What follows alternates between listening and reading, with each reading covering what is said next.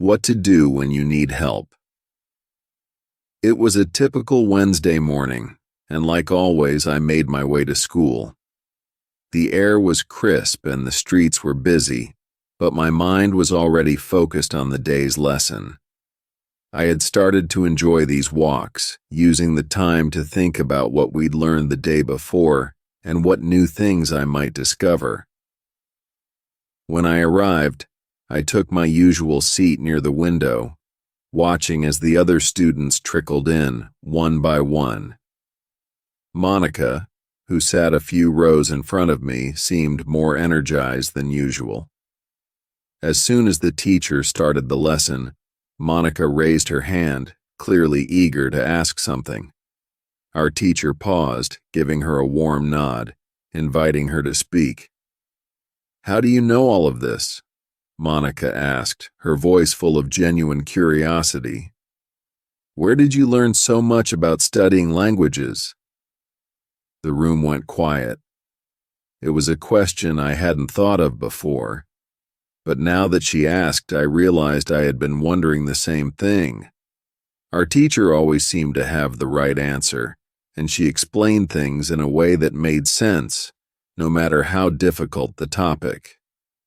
It was clear she was an expert, but we never really knew how she became so knowledgeable. The teacher smiled, as if she had been expecting this question at some point. She walked slowly to the front of the class, her eyes meeting ours. "Well, that's a good question," she said, her tone calm and thoughtful. We all leaned in a little, waiting for her to continue. It felt like we were about to learn not just a lesson about language, but about her journey, the path that had brought her here to teach us. Monica's question had opened a door, and I had a feeling we were about to learn something deeper than grammar or vocabulary. In the middle of our lesson, Monica asked a question that made all of us stop and think. She looked up from her notebook and asked the teacher, "How do you know all of this? Where did you learn so much about teaching languages?" It was a question I hadn't thought about before, but now that she asked, I realized I'd been curious too. Our teacher always seemed to know the exact way to explain things, and she had a calm confidence that made learning with her feel so easy. But how did she get so good at it? Where did all her knowledge come from? The room went silent as everyone turned their attention to the teacher. She smiled softly, almost as if she'd been waiting for someone to ask that question. She stood still for a moment, gathering her thoughts, and then she began to speak. "There are many ways to gain knowledge about how to teach and learn languages," she said. Her voice was gentle but sure, and we all listened closely. "The first one is experience. I've been teaching for more than 7 years now." She paused for a second, and I could tell she was thinking about all those years, all the students she had taught. "With experience," she continued, "I've learned what works and what doesn't. Every time I teach, I observe how you respond. I notice which activities help you learn better, which explanations make things clear, and which ones don't. And over the years, I've started using only the methods that really help." Her words made me realize how much thought and care she put into each lesson. It wasn't just about teaching the material. It was about paying attention to us, the students, and adapting to what worked best for each of us. The idea that every lesson we had was built on years of experience made me appreciate her teaching even more. It felt like we were benefiting not just from this one class, but from all the classes she had ever taught. And I had a feeling that with this kind of teacher, we were in good hands. As our lesson continued, the teacher shared more about how she had become so skilled at teaching languages. After telling us about her years of experience, she added something that caught my attention. "I also study materials about learning languages on the internet," she said, glancing around the room. There's so much out there, and when I find something interesting, I try it out with one of my classes. She smiled a little, as if thinking back to all the experiments she had done over the years. If it works well, I start using it in all my other classes too. But first, I always make sure it helps. Her approach sounded so practical and simple, yet it made me realize how much effort she put into making sure we were learning in the best way possible. She wasn't just teaching from a book. She was constantly searching, testing, and improving. It felt good to know that every activity or exercise we did wasn't just random. It was something she had carefully chosen because it worked. I started to feel lucky that we had a teacher who cared so much about making our lessons effective. But then she said something that really took me by surprise. There's also another way I get information, she added, her voice quieter now, almost like she was sharing a secret. We all leaned in a little, curious about what she was going to say next. Sometimes when I have a question and I can't find the answer, I go and visit my magic park, she said with a mysterious smile. That's where I get my answers. I blinked, trying to understand what she meant. A magic park? Was she joking? I glanced around the room, and it seemed like everyone else was just as puzzled. But the teacher didn't say anything more about it. She just moved on with the lesson, leaving us all wondering what she meant. It felt like there was a whole story behind that magic park, something we hadn't yet heard but would one day understand. The mystery of it lingered in my mind, and I couldn't help but feel intrigued. Where was this magic park, and how did it give her the answers she needed? I had a feeling this was something she'd reveal to us in time, and I couldn't wait to find out more. As we sat there soaking in all the information our teacher had shared, Monica suddenly leaned forward with a spark of curiosity in her eyes. "This is interesting," she said, her voice bright with excitement. "How do you get the answers in the magic park? Where is this magic park? Can we go there too?" It was a question that hung in the air, and I felt my heart race a little. I wanted to know too. The idea of a magic park sounded like something out of a storybook, and I couldn't help but imagine a place where learning happened in fun and mysterious ways. Our teacher chuckled softly at our eagerness. I noticed her smile widen as she glanced around the room at all of our curious faces. "Well," she began slowly, "what I'm going to tell you is not real to everybody. If it sounds crazy, I'm sorry." There was a slight pause, and for a moment, it felt like time had stopped. I leaned in closer, hanging on to her every word. "However, you asked for it, so I'm going to give you the answer." She took a deep breath, and I could see a mix of excitement and a bit of hesitation in her eyes. "The magic park is not a physical place you can visit like a theme park or a garden.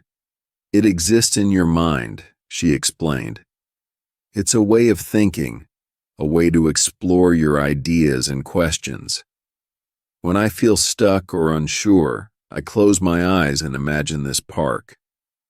In my mind, I walk through it, and suddenly the answers come to me." The way she described it painted a vivid picture in my head. I imagined a colorful park filled with tall trees and vibrant flowers, where ideas floated like butterflies and answers danced in the air. It sounded so magical. I could almost see myself wandering through it, searching for solutions to my own questions. The thought made me smile, and I could feel a sense of wonder building inside me. I wanted to explore this magic park too, even if it was just in my imagination. "Sometimes it takes a little time to find the right answer," our teacher continued. "But as long as you believe in it and open your mind, You can find it there. I could see that this method was something special to her, a unique tool she had developed over her years of teaching. And in that moment, I realized that learning wasn't just about facts and figures, it was also about imagination and creativity. I found myself eager to learn more about this magic park and how I could use it in my own learning journey. As our teacher continued to explain her fascinating method, I found myself leaning forward, eager to catch every word. I believe that if you have a question and you ask the universe for an answer, the answer comes, she said with a knowing smile. The way she spoke made it seem so easy, as if finding answers was just a natural part of life. When I have a question, she continued, I go to the magic park. I was intrigued. I pictured this magic park in my mind, filled with wonders and secrets waiting to be discovered. I sit on a bench, she explained, and I could almost see her there, surrounded by beautiful flowers and tall trees. I relax my body. I slow down my breathing, and I try to free my mind. I liked the sound of that. It felt peaceful, like a little escape from the busy world outside. Then I asked the question. This is all, she said, as if it was the simplest thing in the world. But I could tell there was so much more behind her words. It wasn't just about asking, it was about really connecting with your thoughts and being open to whatever answers might come. I started to wonder what kind of questions I might take to my own magic park. The more I thought about it, the more I wanted to try this out. What if I could ask the universe my own questions? What if I could find answers just by sitting quietly and listening?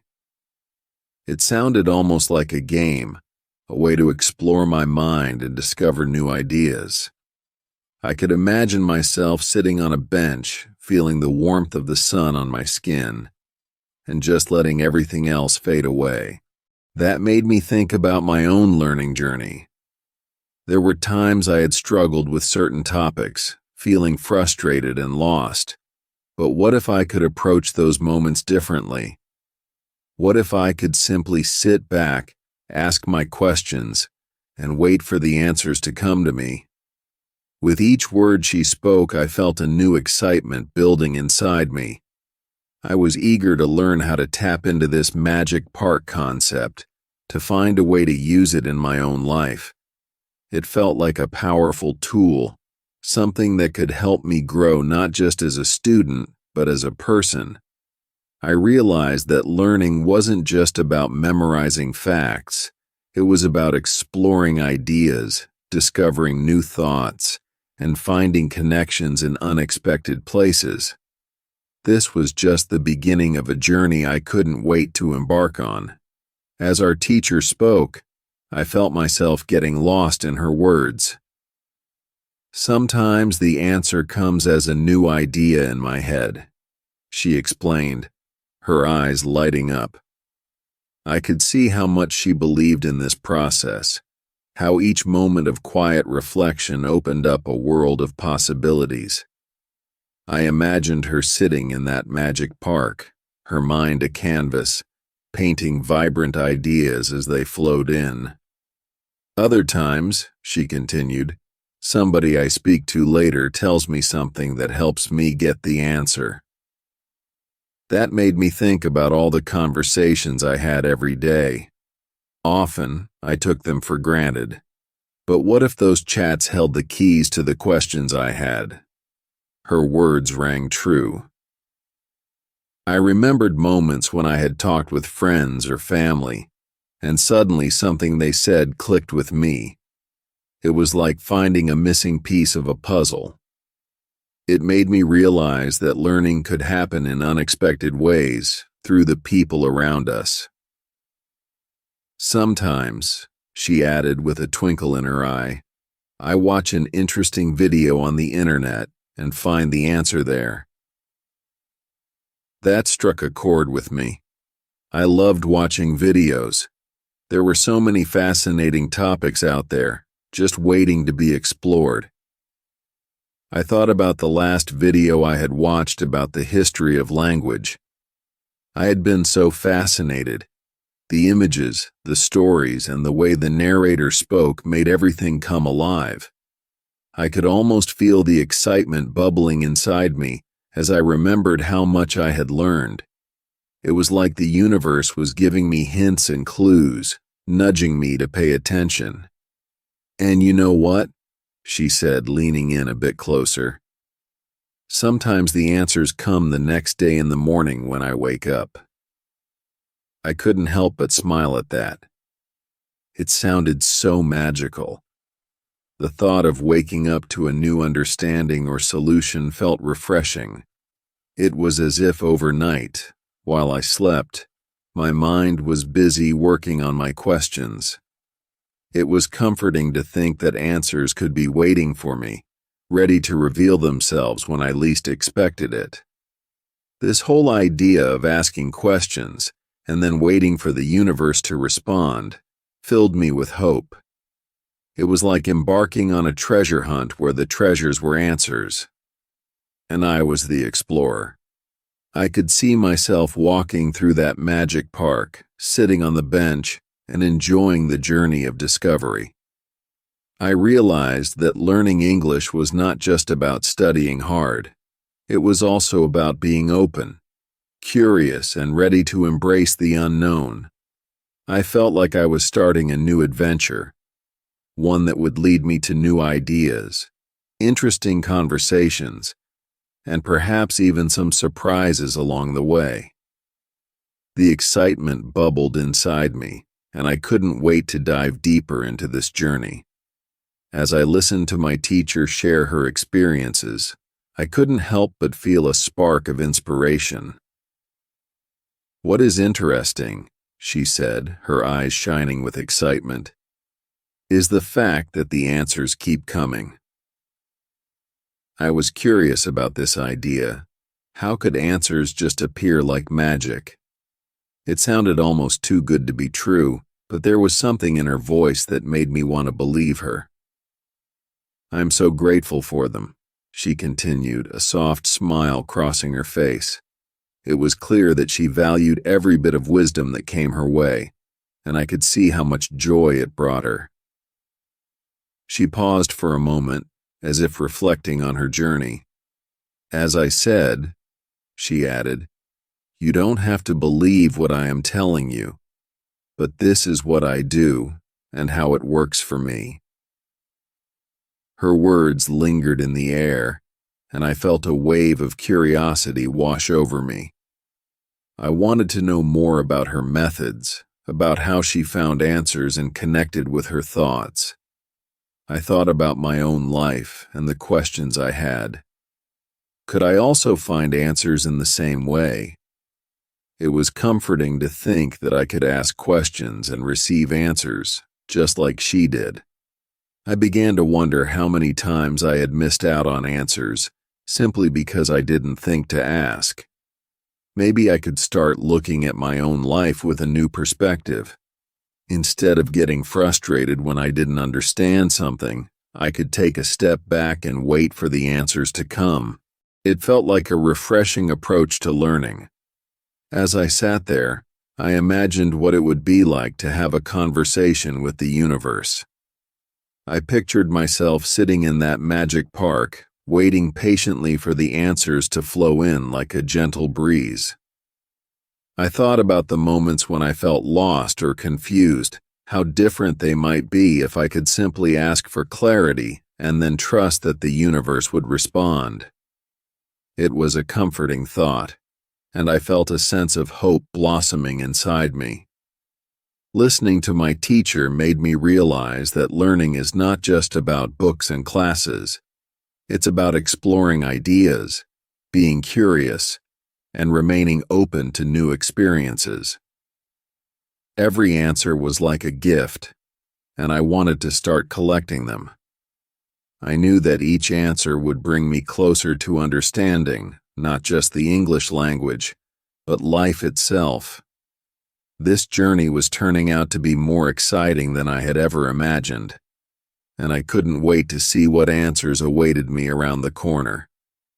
As my teacher continued to describe her special place, I felt a wave of excitement wash over me. "The park is not very far from here," she said, her voice warm and inviting. "It is a 10-minute walk." I could already picture myself strolling down the path, my feet crunching on the leaves, the sun shining down on me. It sounded so peaceful. "A lot of people go to the park to relax," she added, "and I imagined families having picnics, friends chatting, and kids playing." "It is beautiful," she continued, her eyes sparkling. I could see the scenery in my mind. The green grass, the tall trees swaying gently in the breeze, and colorful flowers blooming everywhere. It felt like a little piece of paradise right here in the city. "It has a very nice atmosphere," she explained, and I could almost feel the calmness washing over me just thinking about it. "I call it a magic park," she said, her smile growing wider, "because it is magical for me." I loved the way she described it, and it made me wonder what made it so special for her. What kind of magic could I find there? It was exciting to think that just by going to this park, I might discover something wonderful. I started to daydream about my own visits. I could see myself sitting on a bench, soaking in the beauty around me. Maybe I would close my eyes, take a deep breath, and let the peace of the park fill my mind. Perhaps I would find answers to my questions, or even get new ideas while I sat there. "I think I need to visit this park soon," I thought to myself, feeling a sense of anticipation. I could imagine the joy of taking a break from studying and wandering into that green haven. "Maybe I'll bring a book," I said out loud, a smile forming on my lips. "Or I could just sit and listen to the sounds of nature." The idea of being in that magic park filled me with excitement. It was a chance to escape the noise of the city and connect with myself. "What if you found your own magic in the park?" I pondered. The thought made me even more eager to go. I realized that sometimes the best lessons come from being in the right place, surrounded by beauty and calm. That park could be the perfect spot for me to reflect, learn, and grow. I could hardly wait for my next lesson when I could finally visit this magical place. As I sat in class, my teacher's words wrapped around me like a warm blanket. My teacher's words are very interesting for me, I thought, feeling my curiosity grow.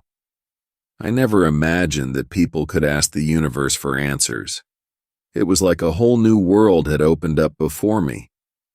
It made me feel excited to think that there was a way to seek help beyond just books and teachers. Maybe I had been missing something important all along. I couldn't help but wonder what kinds of questions I might ask in the future. What if I had an interesting question about learning English? I mused. The thought filled me with hope. What if I could go to the park, just like my teacher said, and sit on a bench under the tall trees? I could close my eyes, take a deep breath, and ask the universe for help. Would I get an answer? What kind of answers would come to me? Imagining myself in that beautiful park, I pictured the sunlight filtering through the leaves, creating little patterns on the ground. I could almost hear the birds singing, adding a lovely melody to the peaceful atmosphere. I thought about how relaxing it would be to escape from the busy city for just a little while. It sounds magical, I whispered to myself. I can't wait to try it. And then I thought about the questions I had right now. What if I wanted to know how to improve my English speaking skills? I could ask that question. Or maybe I could ask why I sometimes felt shy when speaking English. Each thought excited me more than the last. I realized that this park could be a special place where I could seek answers and find clarity. With each passing moment, I felt a sense of adventure brewing inside me. What if I found answers that changed everything for me? I wondered. The idea of having conversations with the universe was new and thrilling. It felt like I was about to embark on a journey of discovery where every question could lead to something amazing. I can do this, I thought with determination. The next time I had a burning question in my heart, I would remember the magic park and the wise words of my teacher. It was a promise I made to myself. I would find that park and ask my questions, ready to embrace whatever answers the universe wanted to share with me. This was just the beginning of my journey, and I felt ready to dive in.